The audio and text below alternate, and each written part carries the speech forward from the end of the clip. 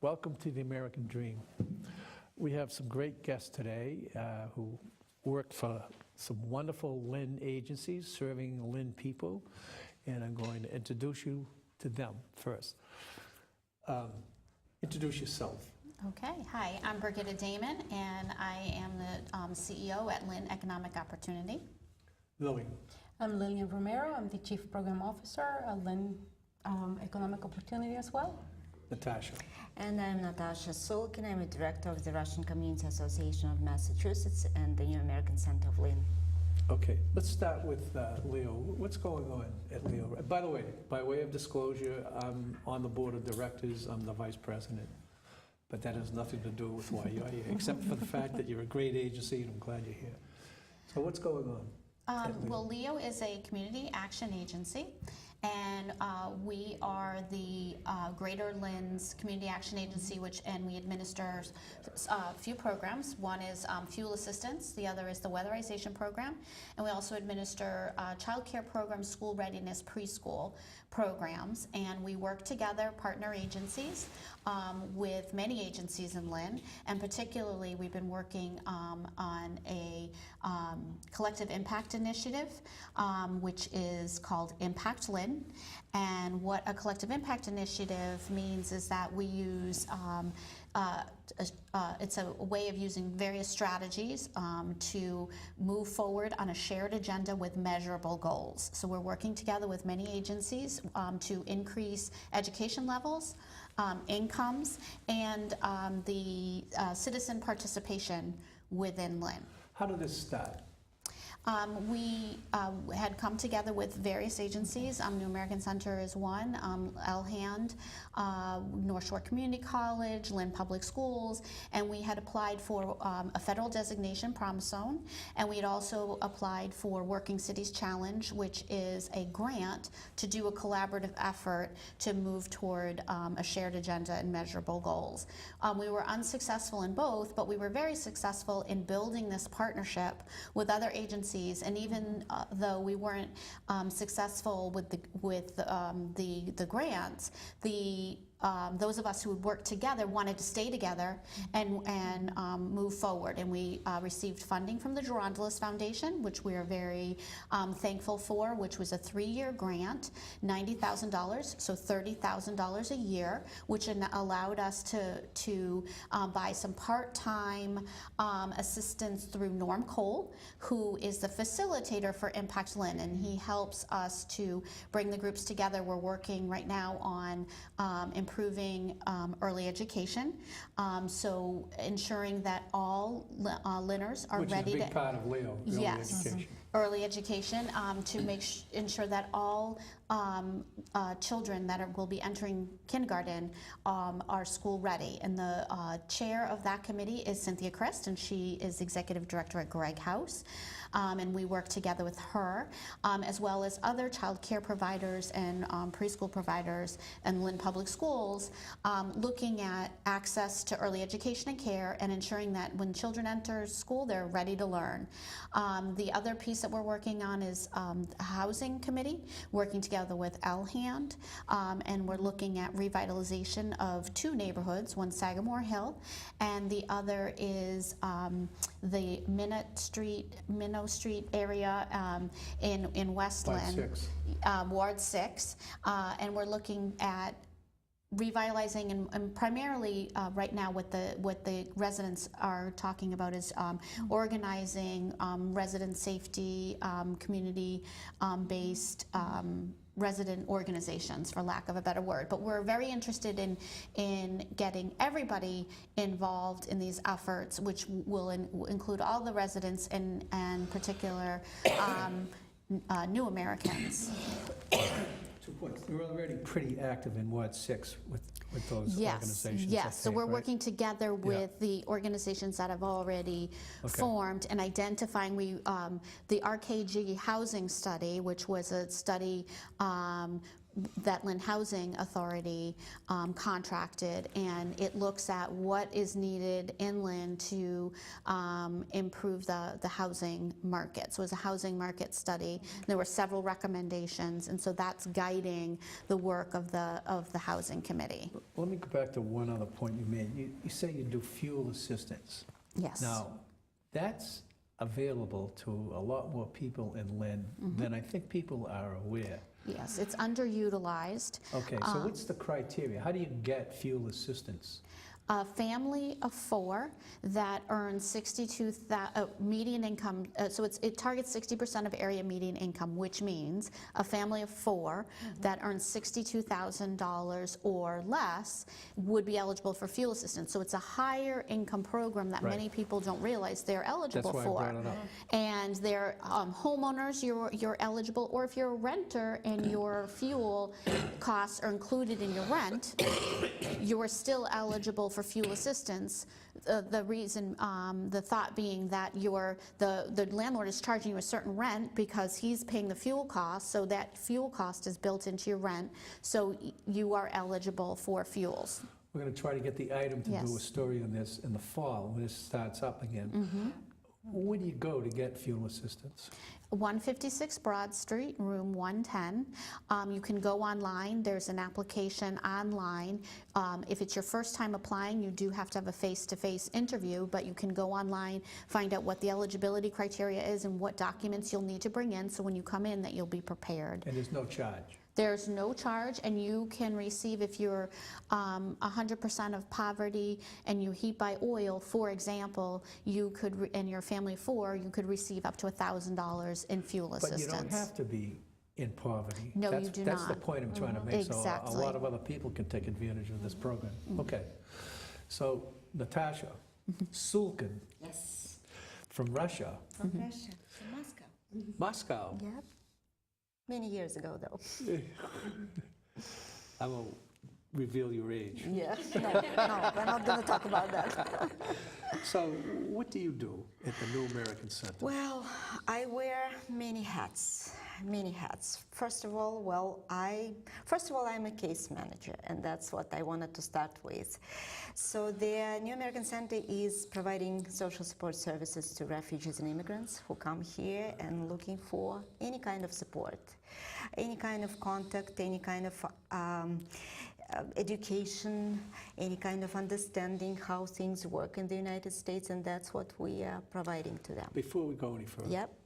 my grandparents came from Ireland, and they were refugees. I mean, they were new immigrants, and they suffered severely in Ireland because of the government and because of the lack of resources and because of the famine. So they came here for a better life. Tell me more about what you do. Well, that's exactly what we do for people. We kind of help them through this difficult time of their life. And again, they went through enough, they're survivors. They're not, it doesn't make them less smart or less understanding the fact that they don't know anything about this country. But they're survivors. They know how to survive. So they come here with the idea to build their life here, to make this home, and that's what we're helping them with. So we show them the road. We give them, not that we give them a chance, we are welcoming them. I think the main thing that they see welcoming faces in our center, and their emotion to provide support, and that's what they need during their first years in this country. They will make it. They all will make it. I know that for sure because I made it, and because people in my community, in the Russian community, made it. So these are new groups. They need a chance. They want to work. They want to become citizens. They want to be self-sufficient. They want to be independent, but they need a chance. That's all they need to survive and to build their home here. Okay. Lillian, you're the Chief Program Officer at Leo. Yes. What does that mean? Well, one of the primary things that I do is try to figure out what our programs are doing, what's the impact in the community, and also educate people about what our programs are. That's one of the huge components of what I'm concentrated at Leo right now, is the community engagement part of it in education. Okay, so what's your hometown? Where did you come from? I'm originally from Guatemala. Right, and I'm not going to reveal your age either, but you came here at about the same age that my grandparents did. Yes. So, and they led us successful lives. I mean, Yes. So tell us what you do with people from Guatemala. One of the things that I'm doing right now is trying to be where they are. And one of the places is the church. They all go to church on the weekends. So one of the things that we've been focusing on in the past 6 months is trying to engage them. Because one of the things, for any population, it's, as Natasha was saying, they're learning where things happen and where things are in the city. And one of the places that they learn the first is, where do they go to worship? So one of the things that you need to do is be where they are, and educate them about the services that are available. So you participated in a survey that she spoke about earlier, right? Yes, we just You completed. went door to door. Yes, we did, and with a huge team behind me. I don't think I could have completed our goal, which was 1,000 surveys to be completed, and we actually bypassed that, which was a huge accomplishment for us. But we did. That included Thelma? That included Thelma Velasquez, yes, that included Thelma. So those are the things that we did. We just completed our community assessment, where part of it is the surveys. We had to survey clients, we had to survey the general population, and we had to figure out, okay, where are they? And as Birgitta had mentioned when we were talking. Did this survey come from Birgitta? No, the survey was, well, it started. She brought it to you, I mean. So. Yeah, well, we all came in with the questions. There are certain specific questions that we wanted to know, and one of them was, have they received services before or not? And one of the things we wanted to target what those people out in the community that had never received the services, and we did. 64% that responded to these surveys were people that had never accessed the benefits. Okay, and what were the conclusions in the survey, the main ones? Well, they're worried about their safety is one of the main things. Food. By the way, we're going to have Chief McGarry on next year in the fall. He's agreed to come on, and we'll talk about safety then. Safety. That came in as a... Lynn does a great job, I think. Yes, The Lynn they police. did. I mean, they're well trained, and they're on top of And they're in the game. community. They Right. participate in specific forums, specific groups as well to educate them. So safety came in on number 3. But the one thing that came out on top was their expense were related to fuel. Oh, really? Yes, that was That's the interesting. cost of So you- energy was number 1 in our survey. So I don't know who watches this program, but you heard what Birgitta said earlier. Come on down and apply Exactly. for fuel assistance. Which relates back to the fact that so many respondents were unaware of the services that are offered, and they're, just to dispel the myth that many people are coming to Lynn, particularly immigrant populations, in order to access services and benefits. We've learned that is simply not true. They're not even aware of the services and benefits that they're eligible for. So people are coming here, they're keeping their heads down, and they're just working hard and bringing their kids. The other primary concern was education, and so that was so they're here to educate their children and to work. And so the fact that they're saying that they're here for other reasons is just simply not true. And cost of energy, because there may be 2 or 3 families living in a home, and what we found So we're was, all in this together. that's right.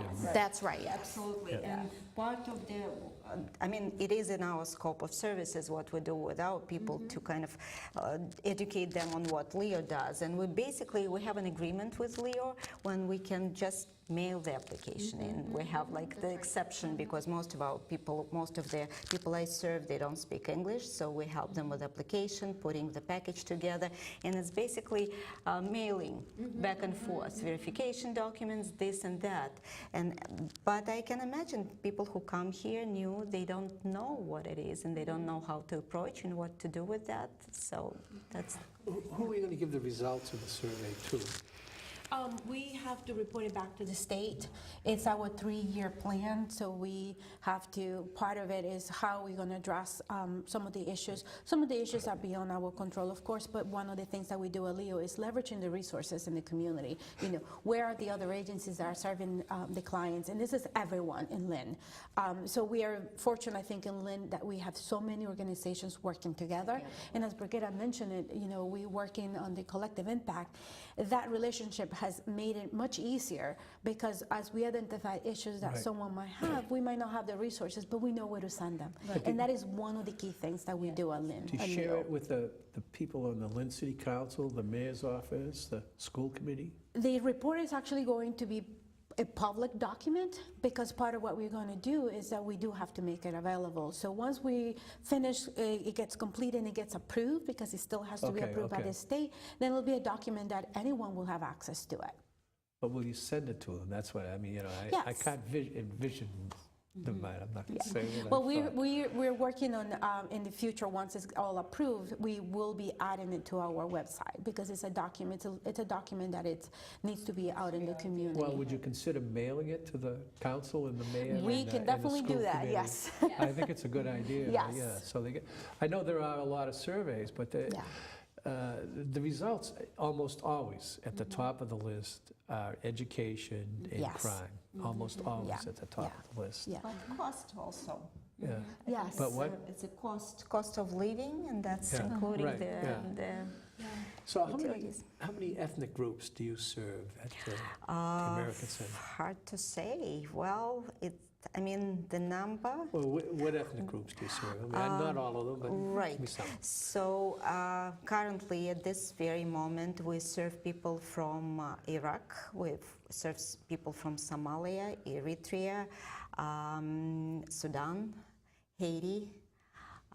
We serve people from Russia, not as many as we used to. So I don't use my language much. No, why is that? Well, I think they're basically the refugee resettlement from the former Soviet Union close to be over. Oh, okay. All right. Yeah, so that's That makes sense, and most of the people who come here, they go west for some reason, but of the state of Massachusetts, so we don't see too many of the new arrivals. All right. But we had a huge influx of a Nepali-speaking group, Bhutanese. We have people from Afghanistan. So, I mean, from all over the world, basically. Where the trouble is, that's where people have to run from, and that's how they One come of here. your students participated in that item series that the item ran in May. Am I a bigot? Yes. Oh, yeah. That's my favorite girl. Yeah. She was fabulous. She's wonderful. She was about 17, right? She was about And 17. She had a presence of a She's 30-year-old our pride woman. and joy. She's absolutely She should wonderful be, person. And speaking about kids, I mean, we have 34 kids this year graduated from Lynn Public Schools. Great. So we're very proud and kind of consider ourselves part of this celebration good. because they all went through our programs and kind of helped them this way or helps another. them, Absolutely, deal with that. absolutely, and they know that they're So- part of our. Let's go back to immigrants. What Yeah. problems, I mean, we read about it all the time, but tell me what you know about immigrant problems. Well, currently, I mean, we can't avoid the aspect of most of the people I see, they will fear that they're not going to see their relatives soon, you know, like it's going to be harder for people from their countries to make it here. So that's going to be devastation, not even if they can't see their family members, but it's just they know that more people will not come from their communities, and they know what's going on there. People are dying, people are perished, people are victims of violence and wars, and so they need to have a chance, at least a light at the end of the tunnel, to make it here, to go through all these VETO procedures and come here. But I mean, they're gonna see that it's not gonna happen, so that's gonna be devastation, definitely. Well, for people who make it here, we spoke about it. Cost of living, jobs, housing, these are all kind of everyday worries. The same problems we all face. What about prejudice? Did you discuss that? You run into that? Well, I mean, I don't think we talk to people about that. But I think they come here open to any kind of positive notions.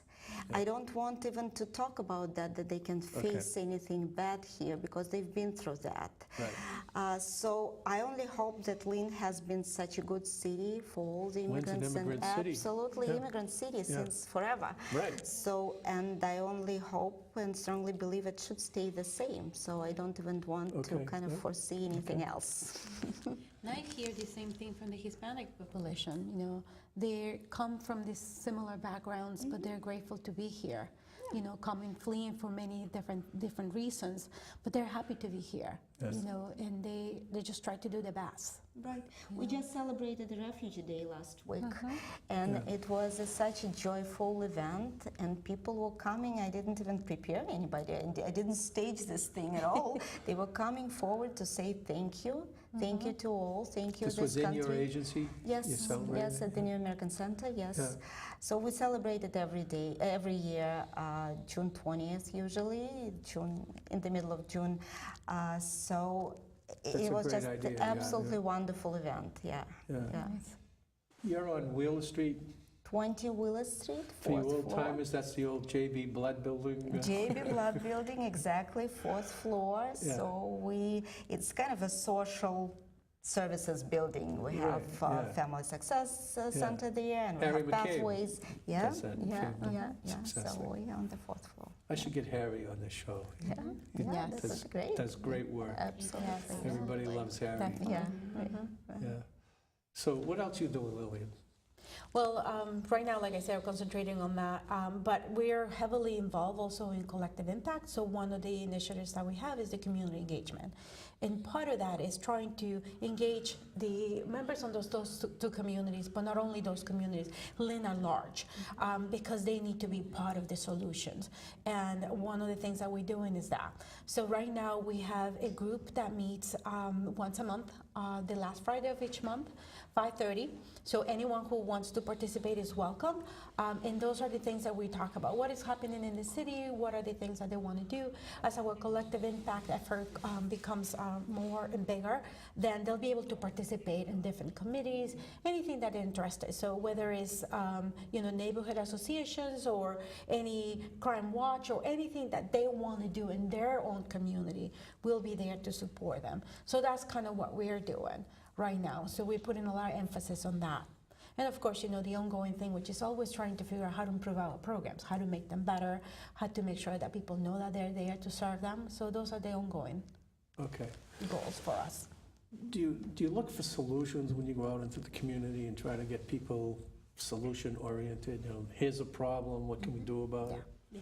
That's part of this group. I don't bring the solutions to them, but we all together come up with the solutions, because I can't say this might work for you or not for you. So us as a group are coming together to figure out what are the solutions that they need, and we're there to facilitate all of that. And in the future, we'll be able to help with some of the other structure that they might need. And you and Thelma and others, you talked with about 1,000 people?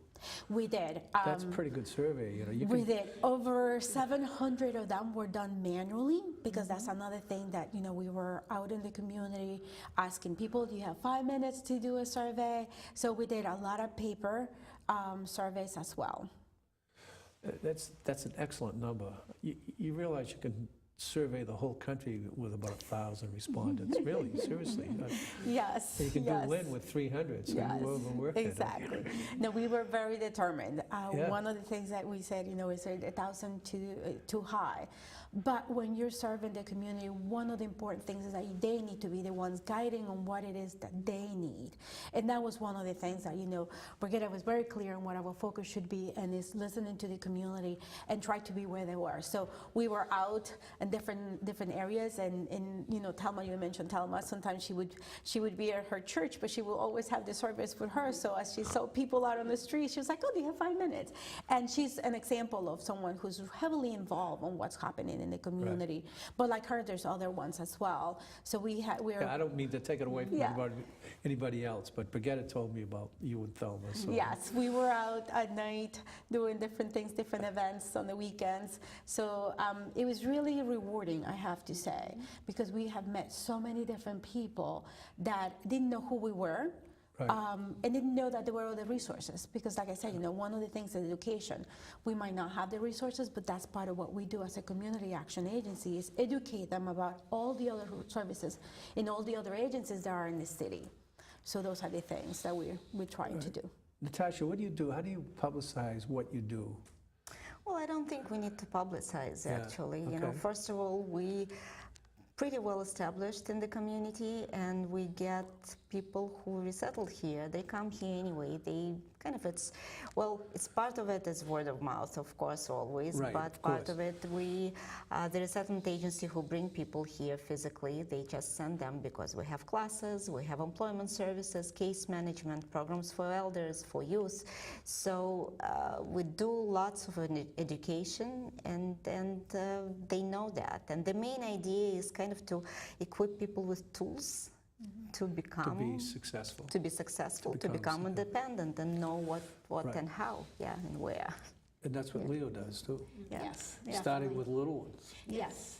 But we don't just educate the children, we also educate the parents. Right. One of the things that we have, which has been successful, we started it's been a year since we started our ESOL classes. So we have parents who come in, drop off their children at the center, and then they go and take an English class.